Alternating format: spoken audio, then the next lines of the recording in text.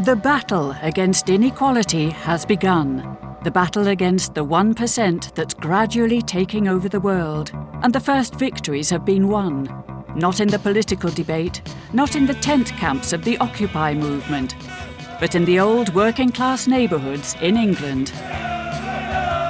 Here on the football grounds, fans have started the battle to take back their clubs from the hands of the Russian oligarchs, Malaysian billionaires, and the hedge funds that have got hold of them. In the Netherlands too, soccer fans are voicing their protests against the selling of their clubs. This is what the future has in store for you. Business is after our cash. We should be using our cash to protect our football clubs, not to line the pockets of big business.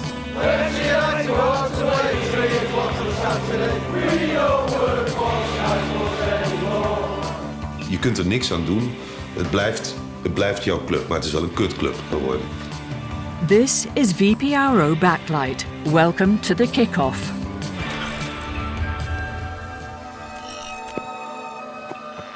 About 200 years ago, during the Industrial Revolution, the game of football was introduced to the population of England's cities. At the time, factory owners saw football as a means of pacifying the masses, who could be quite rebellious.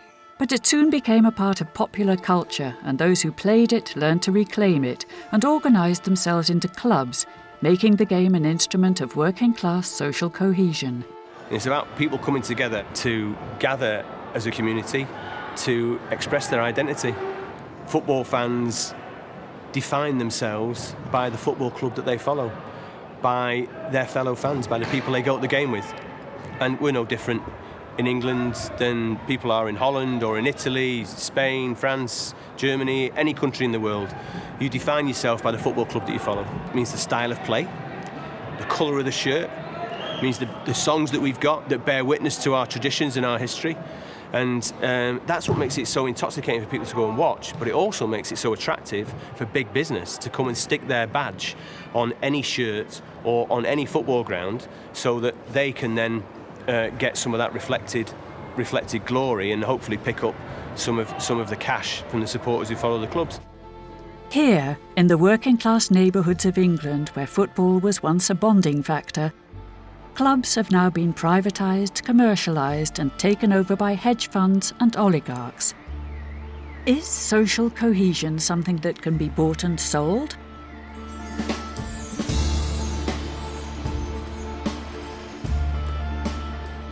Manchester is the second largest city of England. The city enjoys 2 Premiership football clubs. One of them, Manchester United, went public in 1990 and was the subject of takeover bids from property traders. In 2005, the Glazers, an American billionaire family, moved in to buy enough shares to take over the club. All right, so bell me when you get into the ground. You're in the main stand then. Cheers, bye. Hello. Michael. Andy Walsh was at the head of the Man United Supporters Association that led a campaign to prevent the Glazers from taking over the club. The Glazers moved in to buy out the different groups of shareholders, and the rest of it, sadly, is history. You know, even at the 11th hour, we were in discussions with merchant banks about them lending money to a supporters consortium. The Glazers knew about that. So did Magnay McManus, and we were in conversations with Magnay McManus's people in Ireland about the possibility of them selling their shares to us, and we got assurances from them that they would sell the shares to the fans and not to Glazers. Glazers upped the price, Magnay McManus took the price, and sadly, there's nothing we could do about that.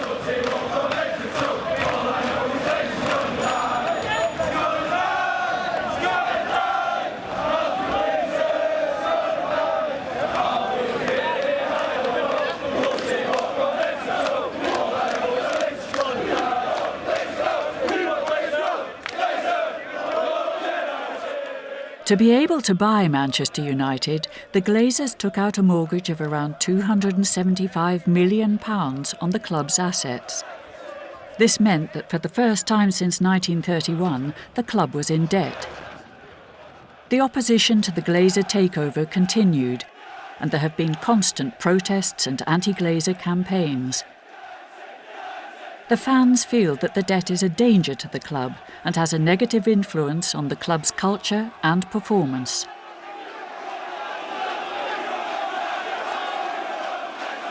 Supporters then felt that they didn't want to be taken for granted, and they called for a boycott. If all they're bothered about is our cash and not our opinions, not our history, not our traditions, then we'll stop them having our cash. We can't stop them taking the football club, but we can stop them taking our soul, and that's what we did. And the idea of a fan-owned football club then again came to the fore.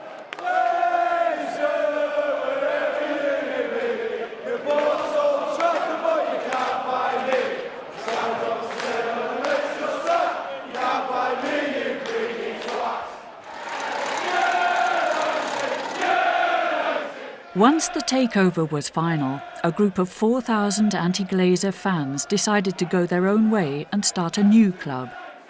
The new club is owned by its members and is registered as FC United of Manchester. Currently, they play in the third division of the semi-professional English League. We're all FC. Most of us are there because we no longer go to United. Well, that was the hardest thing in the world to do, come away from your club, because you don't leave a club. But me personally, I'd already really stopped before, well before Glazer. I wouldn't say exactly, because I don't know, because it was a long time ago, but my season ticket went up from, say, £50 to £85. Something dramatic like that, nearly doubled, and I just went, I just can't do it. There's no way I can justify paying that money when you've got a family and you can't take them. That was my biggest thing, more than the money. The money just topped the final straw. It was the idea that, I know it's changed and things do change, but literally the buses used to pass here. I mean, we're 3.5 miles away from Old Trafford, and buses used to come down from the Gardeners Arms of Special 88. And you're all away at the Ben Briley and they pick you up and your kids and your family. Your granddad was with you, your dad was with you. There was the family thing and everybody went to football.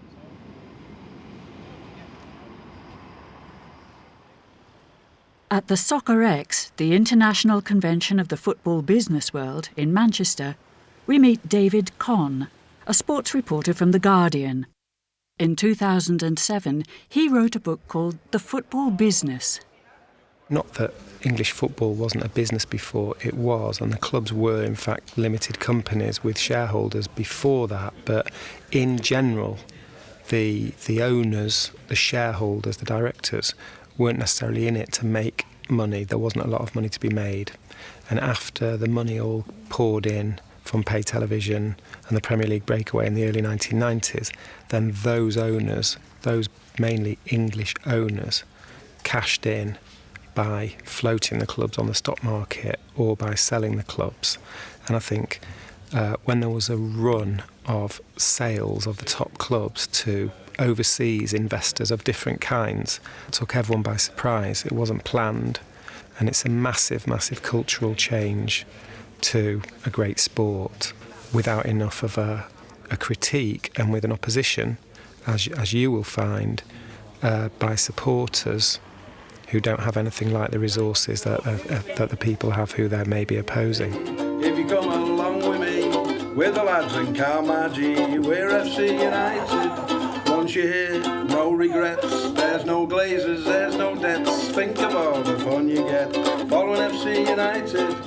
In our division we'll play hard, we won't ever stop. And we'll climb right up these leagues until we get right to the top. I'll buy you one, you'll buy me.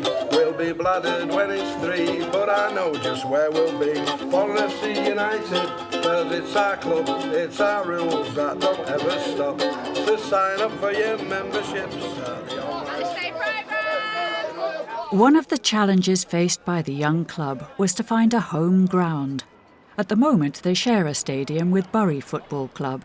But after years of fundraising, they have now begun to build their own ground in Moston, a working-class neighbourhood in Manchester. We've now got the opportunity to create a stadium and a football ground that's befitting of our football club. It's a 12.5-acre site. We've got a full-size artificial pitch. We've got offices, a medical suite where we can not just treat players, but we've also got sufficient capacity to offer medical services to people in the local area on a drop-in basis. So we've got a real opportunity now to show what this football club's all about.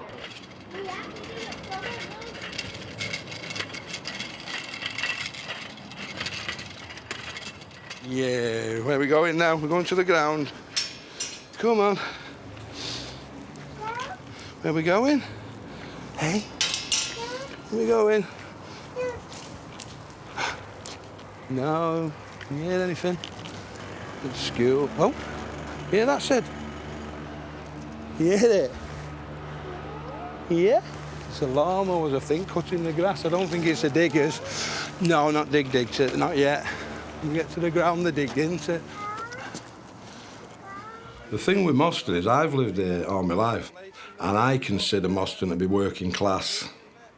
However, now I've looked about and seen the way the place is, it probably is very, very poor. And it's something ridiculous, like 96% of people are on benefits. I think it's going to be bigger than I've realised, because watching the ground go up, I can more or less see it from my bedroom window. Just the money that'll come in. The little cafe's going to be full, just on match days. The bars are, because the bars now are not making a great deal of money because people don't go out.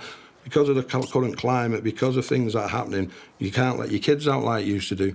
But on match days, and it's in a lovely area, all them kids are going to be walking up there together. They'll probably go in the park next to it first. So you are going to see your neighbours, you are going to see people. I've got so many friends now just through FC United. Or the top right-hand corner is close to the away fans. It's kind of when we can have a bit of banter with the away fans. Oh, yeah, definitely. So why not the top right-hand corner so we can have some banter with the away fans? What top right-hand corner? Of the main stand. I just don't fancy the main stand this year, that's all. I fancy being in my own stand. You can create it, you only need one or two here. Yeah. And even if they don't, it's funny. Can you imagine if no one joins in at all? So I'm just stood there on my own with a banner just singing, I'm the North Stand. It's just fun, isn't it? I think Rob Ayres took photographs from the roof last night. Brothers, pack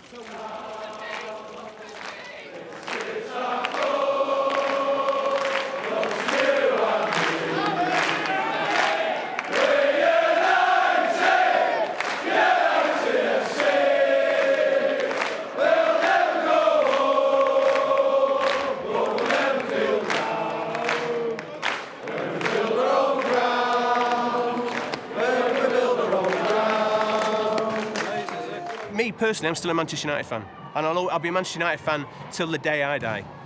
But I will not support the business that the Glazers have now transplanted into M16 at Old Trafford. This, for me, is about me pursuing my support as a Manchester United fan, following the traditions of Manchester United. And I will never tell anybody that they've got to give up their support of their football club. What we're trying to do here is show there is an alternative to the current model of ownership. Business is after our cash. We should be using our cash to protect our football clubs, not to line the pockets of big business.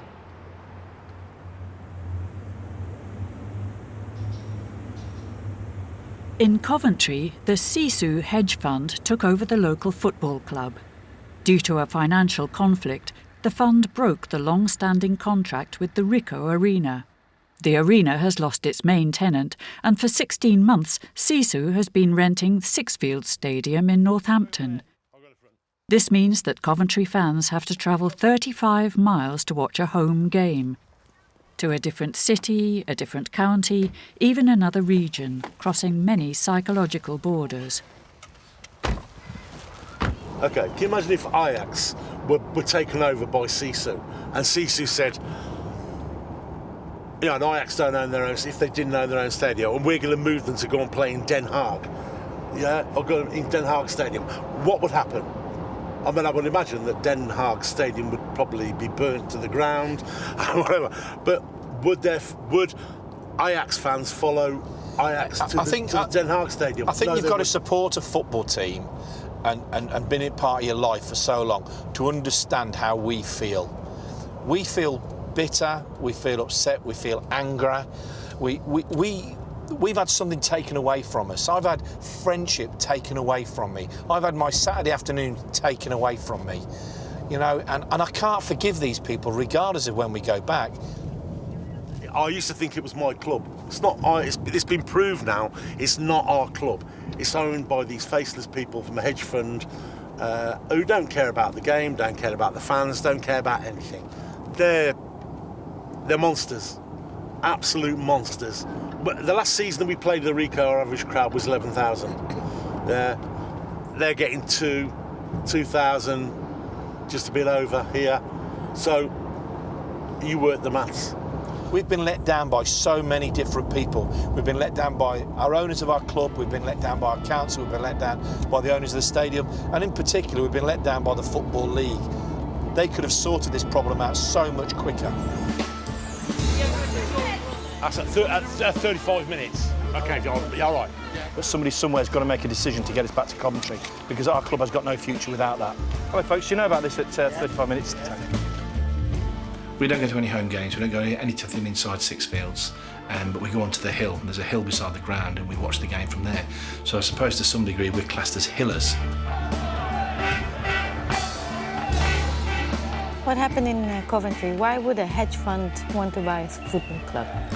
Well, at Coventry City, the hedge fund wanted to buy the football club for the same reason that most of the owners, buyers, have come in to buy football clubs, which is they see the money in the Premier League, and it's huge money. And if you can get a club promoted into the Premier League, that huge money is pouring into you. And it's become a movement to buy clubs in the Championship, which is the second division down from the Premier League, because the clubs are a bit cheaper, and 3 get promoted at the end of the season. So you think, we'll spend that bit of money and then we'll get promoted to the Premier League.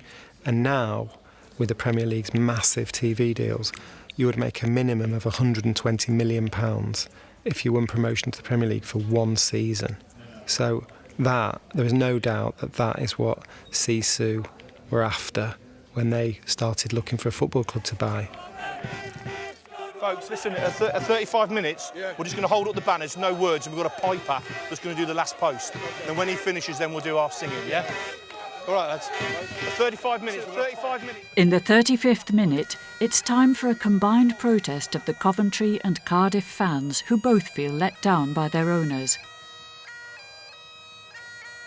The Coventry fans, protesting from a hilltop outside the stadium, get support from the Cardiff fans inside, who are also protesting against the decision of their new Malaysian owner to change the club's colours from blue to red.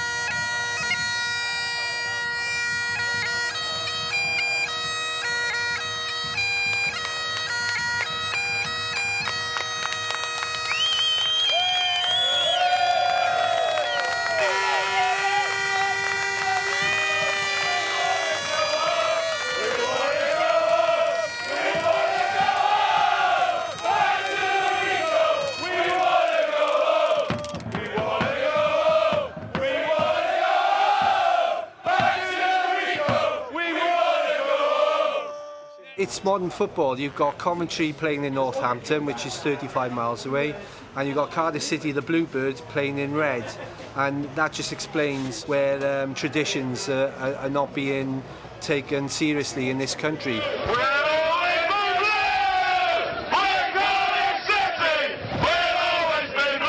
Not only have they played in blue, but the club's nickname is the Bluebirds, and it's pretty hard to play in red when you call the Bluebirds. And he did it with some idea that red is a more lucky colour or a more appealing colour to potential fans in the Far East where he's from. I think you have to understand that things like the colour, the badge, the history in every way is a massive part of that sort of precious heritage. They're like, living museums, or, there's something that people feel a great love for. So to come in and change the colour of the kit because you bought it, you bought the club, that seemed to crystallise for a lot of people the culture clash of the modern era of football.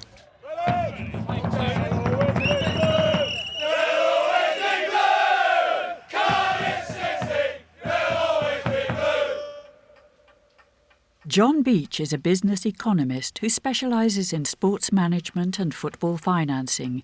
He has investigated the way professional clubs are managed. The fans, in a sense, are the innocent victims, and they are virtually powerless in all of this. I mean, the boycott is, I think, an expression of rage rather than that they protest because they are powerless. And if you look around at other clubs, what has happened in desperate situations is supporters' trusts have moved in and taken over, and then there is this moving together of the club as a social construct and the club as a company, and the psychological ownership and the legal ownership come together and they move forward.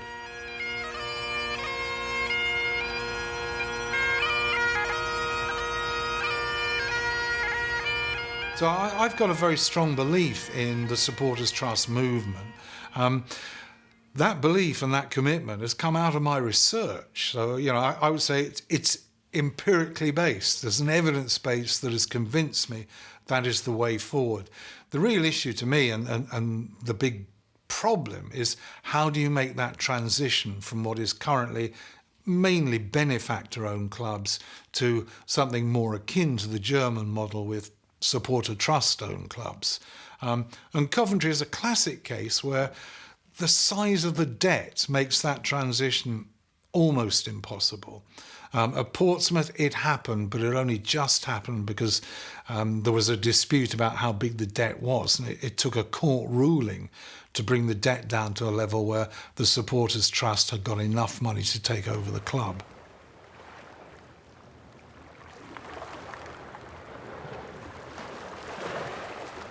In the seaport town of Portsmouth, the soccer team, known as Pompey, was taken over by its fans following 3 takeovers by foreign owners that led to 2 different administrations in 3 years.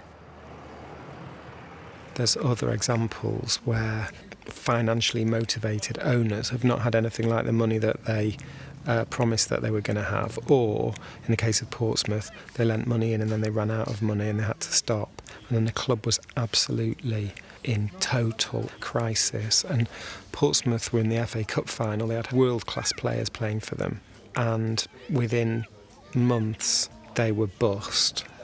And it's a really proud club. It's got a really good, strong set of supporters.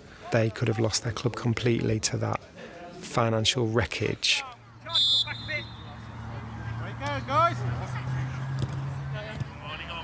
Ashley Brown, who once raised his hand in a meeting to become the president of the Supporters Association, has now become the director of the club. As a fan, you're thinking, you know, here we are again. You know, we've on the pitch had some of our best spells ever in the history, but we're in front pages of the newspapers for all the wrong reasons, for fraud, for criminals. You know, previously it's been gun runners, blood diamonds, all the people involved in all these sort of activities, assets frozen around the world. We previously owned by a Nepalese Chinaman and an Israeli partnership, and they sell the club on to these supposedly wealthy Russian and Lithuanian.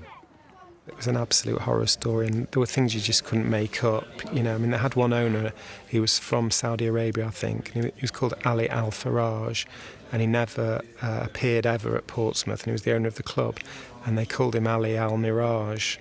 And, you know, it was just ridiculous. And this was in the biggest boom that we've ever had in football. And Ali Al-Faraj did exist, he wasn't a mirage, but he never came to Portsmouth, and then he's another one that sold it on. Most football fans don't want to worry about anything other than who's going to score a goal and what the result's going to be. And even at the worst times, some people will still bury their head in the sand and they just don't want to know. They just want to turn up next Saturday and watch their team. However, we reached a point where the vast majority of fans realised that actually this this time, it was serious. And, you know, it's the sort of emotions that it drives in people. You know, you see grown men cry at the thought of their football team disappearing. And I remember sitting with some of the guys that we were working with on the bid at the lower times when you thought maybe we've lost this, and you sit around and think, well, what are you going to do on a Saturday then? And it's conversations like that that give you the belief to get back out there and continue the fight and make sure that the football club does survive. And it doesn't even have to be in the Premier League. It just has to be ran in the right way by people that care about it. They just started wading into anybody. No, what I know. Just to explain the structure of how this and what the opportunities are for you to get involved in other things other than a bi-monthly meeting. The way it's structured is that our model of ownership is really split into two main groups. And the important thing to make clear is that it's all supporters.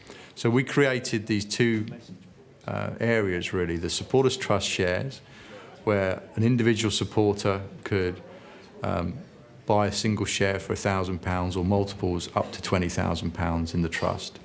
Or other guys would pull together consortiums, groups of people that would chip in to make a £1,000 share and buy one between them. And then on the other side, we have what we call the presidents, and we have about a dozen presidents. And those guys were people that were all able to put in a minimum of £50,000 each. Some have put in, I think the most put in about £600,000. There you go.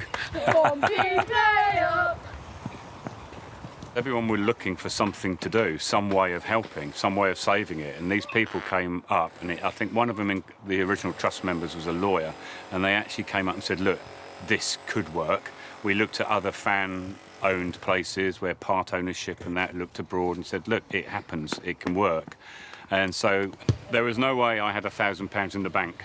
However, I was determined, like a lot of other people, that the club was not going to disappear from our city. And so we just decided, right, we'll do what we can and we'll put in everything we can.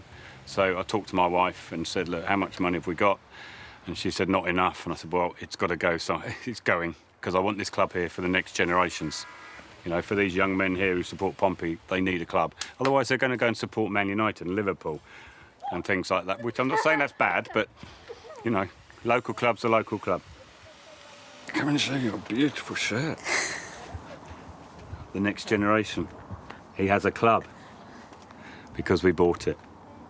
He'll say thank you one day. He's just over one.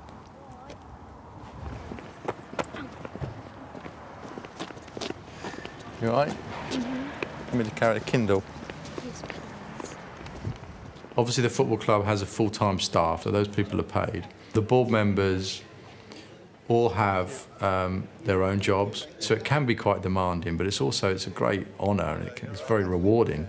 And at the end of the day, it's all about match day. It's all about today. Hi, Joyce. You all right?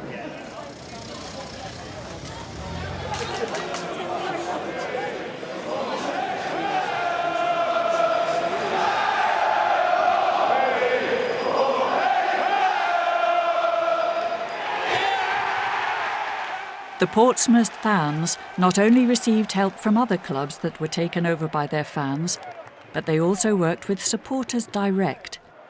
This is a unique organisation which supports fans in setting up democratic cooperatives, also known as supporters' trusts, in order to gain influence over their clubs. We don't set up organisations to own clubs. We set them up in order to get influence. And the point of really, when you come down to how does it actually all work? How does this transparency and democracy and all that sort of stuff work? It works because if you look at a bank of people stood behind a goal or sat in a stand, there's enough talent there to run an organisation, believe you me. If it isn't there yet, they'll learn it.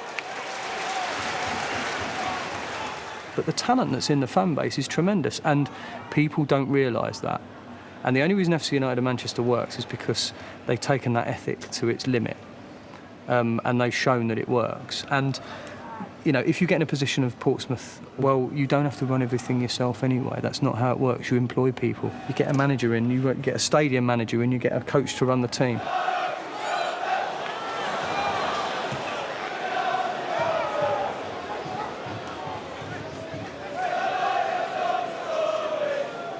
Football's never been richer.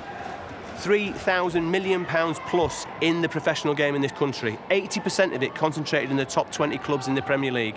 Yet 14 of those clubs cannot make a profit.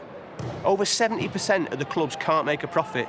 That model's broken. In any other business, that model of ownership is broken. Yet you look at supporter-owned football clubs, and 99% of them are solvent, thriving, local football clubs that are properly connected and engaged with their supporters and also in their location. That's the model of the future.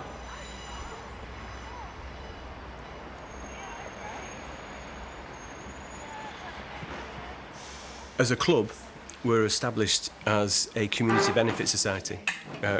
What that means is we're a co-op. So every member of the club has one share and one vote in the club. So no matter how much money you put in, you're only ever going to have one vote. That membership and the total of that membership is then able to vote for the board and key decisions of the club. We've even developed a do-it-for-yourself finance scheme because we were told by the authorities that you cannot raise enough cash to run a football club. Where now we're seeing this football club, not 10 years old, raise almost £2 million in community shares. Banking and economic system is in chaos. There is, for ordinary people, very little hope being offered by the political parties. What's needed is for people to get together and do things for themselves. It's no accident that our supporters describe our kind of football as punk football, because punk music was about a rejection of the music that was being offered by the big music companies. Punk, doing it for yourself. This football club is about punk football. Wednesday night to walk to play 3 o'clock on a Saturday. We don't work for Sky Sports anymore.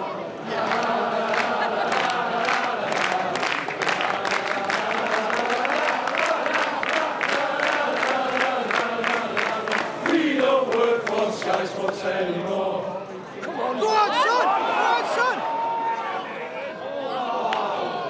They chose to walk away from a Premier League club that was highly successful over a matter of principle, and they stand for a tremendous, they're a tremendous encouragement to everyone, I think. And you have to, what they've done is they've picked apart what a football club is, and they said, we want the bits that matter to the local community, we want the bits that matter to the fans, and we won't put the bit on the pitch that happens twice a week maybe above everything else all the time, because you can't, because football clubs are not first 11s. I mean, it's a cliche, but it kind of stands as a beacon of hope for people. For a lot of people, they feel that it represents something that football misses, and some senses as well that kind of society misses in a way, that people rebel and don't do what they're told.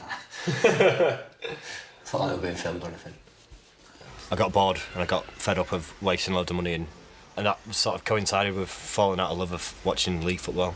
Just simple things like you can't take flags into the ground unless they're fireproof, you can't take any poles into the ground. There's all these restrictions in place that stop you doing that. I've been thrown out from quite a few grounds just for standing up.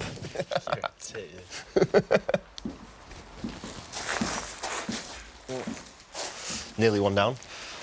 The original idea was logo of the co-op. The cooperative movement was started in Rochdale, and because FC United is run and owned by its members, it's a cooperative as well. We'll just change the letters.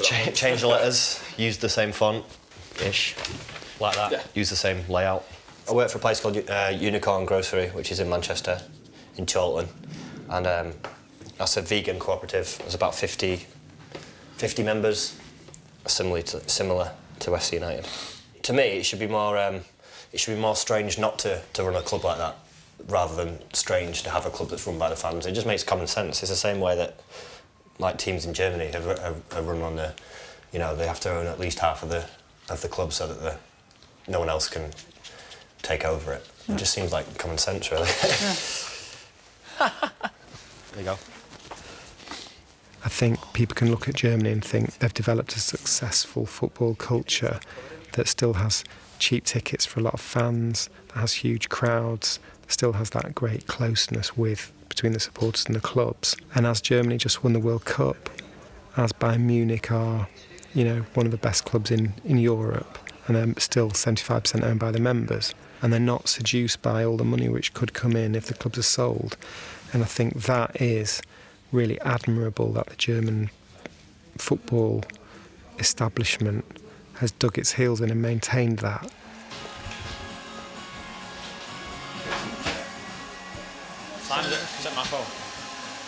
Who do you think owns football? Where is the ownership? That's a good question. Who owns football? Government. But the fans do, but they're not in control of it at the same time. It's our game, but we don't own it. We don't have the physical ownership of it, but it's us. Yeah. But then at the same time, if someone else is controlling the people with the most money own football, but the people it means most to are normal fans who go to the games every day. Does that mean we own it? We own it up here and in here, but not with this. That's true, actually. That's a very good way of putting it. Like, you know, the people with the most money own it, but it's the fans that make it. Yeah. Unfortunately, it should be the other way around. I think it gets to that point where more and more people are getting angry and pissed off with the whole state of things in general, not just in football, but in social situations as well, that you're going to have to start working together and helping each other. So rise with your class, not from your class. So it's just like, oh, you got a good strut on.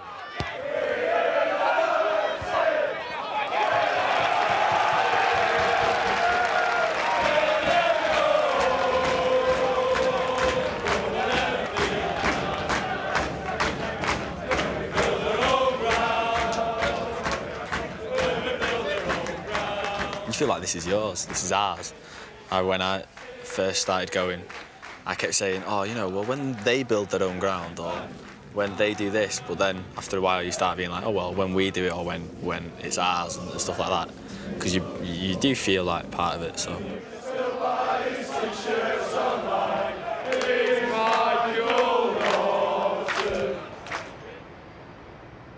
When we return to Coventry, we hear the good news that Sisu have settled their conflict with ALS, the owners of the Ricoh Arena, and have now signed a new lease. As of now, Coventry City can play in the Ricoh Arena again. The fans are coming home. Well, we can't stop smiling at the moment, can we? Pete's here as well. Yeah? Yeah, we can't stop smiling. We're talking about songs that we're going to sing. We're talking about banners. You know, people are all talking about Pete. He's actually taking the day off tomorrow. He's that excited. Taking a day off holiday. Taking the day to go to a game. I mean, what's all that about? When all this started, you know, the supporters wouldn't make any difference at all. But the protests, the march, the ribboning, everything to go with it is all just been building up, and it's just a great feeling. I think we've got plenty enough here. Yeah. I feel even more, I feel so proud to be from Coventry, not just the football club, I'm just proud to be a Coventry person today. Well, all week, isn't it? Yay! Coventry! That's it! None of us have been into protests at all. You know, we're just ordinary supporters who felt quite strongly about it. And that's why we've done the ribbons. We've stood on the hill, we've wrote lots and lots of letters, we wrote to every council asking for their support, and that's how we came about. And people have emailed constantly, the Football League, the government, you name it, they've done it. And it's really basically to keep people thinking, you know, that we're not going to go away. And we wouldn't have gone away. I mean, I said last year, if we did one season of the hill, I said, I'm not doing it again. I can't do it again because some of the days up there it was cold, it was wet and it was horrible. Rain. And then I said to Steve, I said I'm not doing it next season. And then as soon as the season started again, I said, come on, we're going up the hill. Originally, it was a key part of the protest. Was all the ribbons in the city, but this time it's for celebration. What's going to happen now? Well, I think in the short term, let's enjoy the beginning of the season. And then I think we have to communicate with, the right people have to communicate with our owners, and we need to find out what their plans are going to be for the future. And then we have to make some decisions ourselves on where we want to go. And from a Sky Blue Trust point of view, we would like to have some sort of fan representation on the board. Okay, we've won the battle, but the war's not over, you know. No, it's not over yet. There is a major philosophical problem with what should be a sport, which are institutions that we still call clubs. And a club is a member association. A club You're a member of a club. Nobody owns a club. And the clubs still ask people to be loyal to them for life. And all their marketing is about loyalty and together and, being a fan for life, being a fan, not a customer. They're smart enough not to call them customers to their faces. And yet the club is actually a business that's owned by an investor, no previous connection to it, who saw some financial projections about how big the Premier League's going to be in the Far East or America when they crack the USA, and knows that they're going to make a fortune out of it. And to me, as a supporter, I thought they're seriously exploiting that sort of innocent loyalty that the supporters have. 16 months, all my friends are back tonight. Don't spoil your big break. No problem at all. It's still a quid? £2.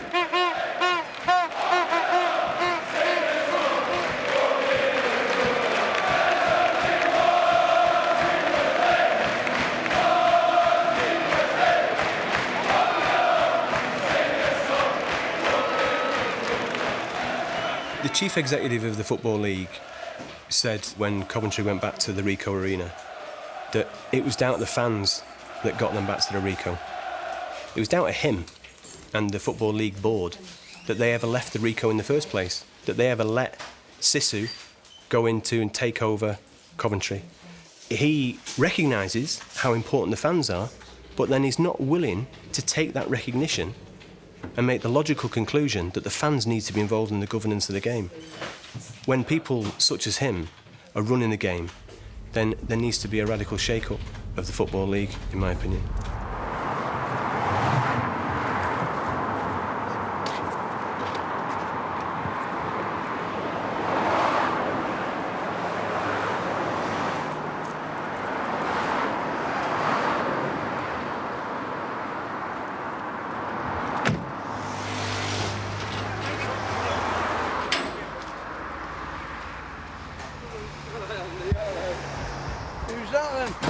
Gaffer? All right, mate, you good? Who's that? All right. You're enjoying this stage now, aren't you? Yeah. We'll do it better when it gets finished.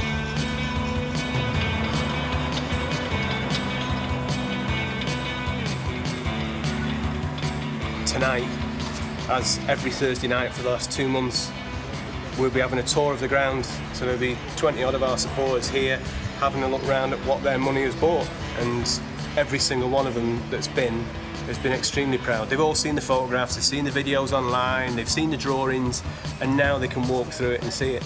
And very soon we'll be playing our first game in here, and people are quite rightly very proud of what they've done. You'll have to fight and get in early to get this seat, though. Everybody who comes here and stands on there goes, I'm standing here. If you want to sit down, you can sit down there. Yeah, exactly. So, but it's good. OK, so there's a bay at that end, there's a bay and a half at that end. That's because we stripped the concrete out of that, because we couldn't afford to put it in. But that steelwork's there to take the concrete when we have got the money to put it in. So those areas also will be able to take, flags. Think we spent your money wisely? Yeah? Good. You should be proud of it. You should tell people about it. So it's, we built this ourselves. There's not many football clubs can say that. This, when it's finished, is going to be £6 million that we've raised ourselves. Yes, we've had some grant funding, but most of it's come from our own resources. And we're developing a model here that people can use elsewhere. That if we can do this with just a small group of supporters that we've got, with 2,000-3,000 members, then any football club can be fan-owned. So that's what this is about. It's about developing a new way to showing the way as to how football can be better run. So you don't need some big rich benefactor, you don't need some, mega rich billionaire to come and build your football club. We've proved that, haven't we? Exactly, fans can do it themselves. Yeah. So, it's about spreading that message, and when people see it, they'll believe it. They won't believe it until they actually see it for themselves. So, well done, and thanks for coming. All right, cheers, thank you.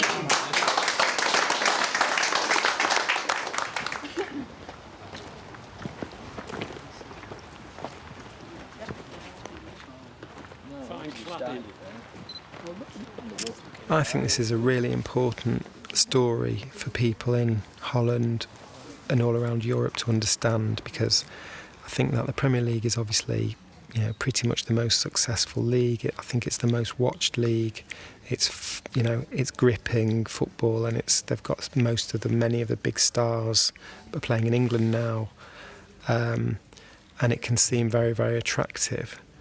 But I actually personally feel quite a sense of embarrassment that the model of selling clubs on the stock market or selling them to oligarchs or to investors has been kind of minted in England, and it's being seen as a model to take around Europe. In the Netherlands, Vitesse Arnhem has a Russian owner, and ADO The Hague is still waiting for its new Chinese owner to transfer the promised amount to their bank account. Marcel van Roosmalen is a sports journalist who in 2014 wrote a book about Vitesse. De club is natuurlijk niet meer wat het vroeger was. Vroeger was de club van de supporters, van de bevolking van Arnhem. Het gevoel, Vitesse is veel meer een bedrijf. Je kunt er niks aan doen. Het blijft jouw club, maar het is wel een kutclub geworden. In 2010, Vitesse was the first Dutch club ever to be sold to a foreign owner. Since then, the club has changed owners many times. Niet schrikken. Vitesse gaat vanaf nu de nieuwe eigenaar voor de landstitel. Ja, het is één groot toneelstuk. Allemaal onzin. Waarom zou je een Nederlandse club willen hebben? Er zit niet echt een verdienmodel aan.